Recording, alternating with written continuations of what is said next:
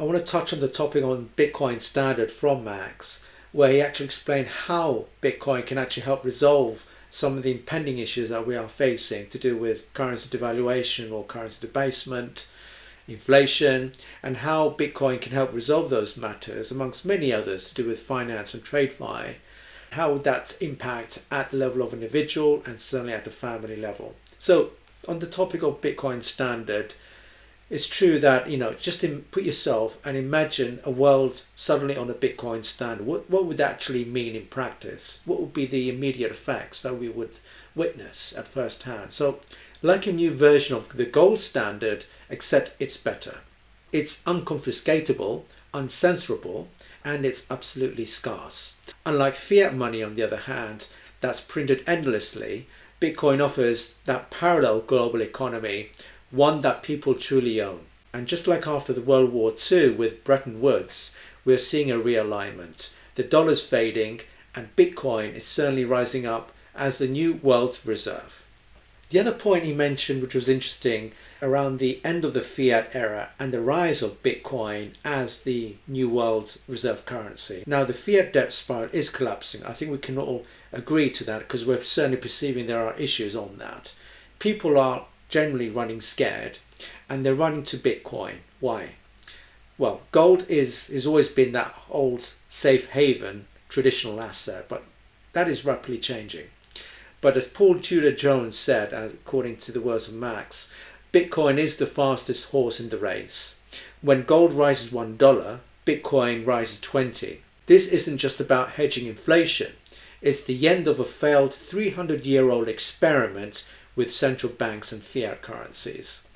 Bitcoin is the rebirth of sound money. I think that's the bottom line.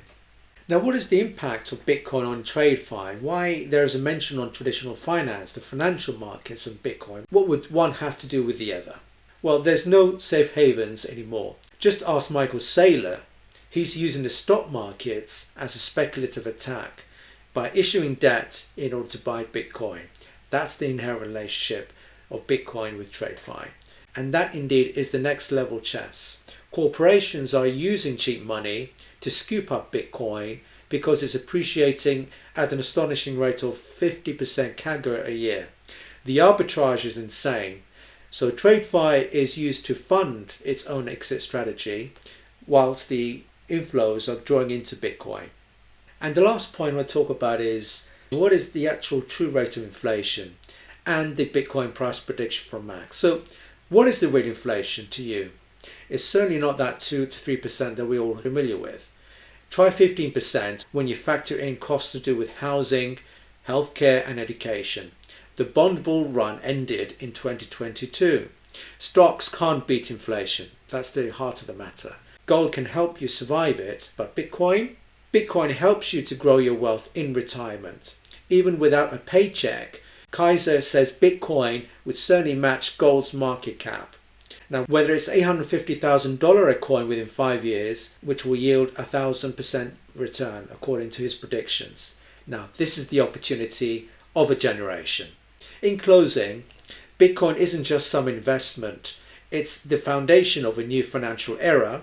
The fiat system is certainly on its last legs. The old game is collapsing and the people's money is rising. Hooray! Now it's time to do your own research, take control of your future, and stack with conviction. If this video opens your eyes, like it, share it with friends, family, and even co-workers, and subscribe to my channel on breakdowns to do with Bitcoin, blockchain technology, and the future of finance. So you don't want to miss out what's coming next.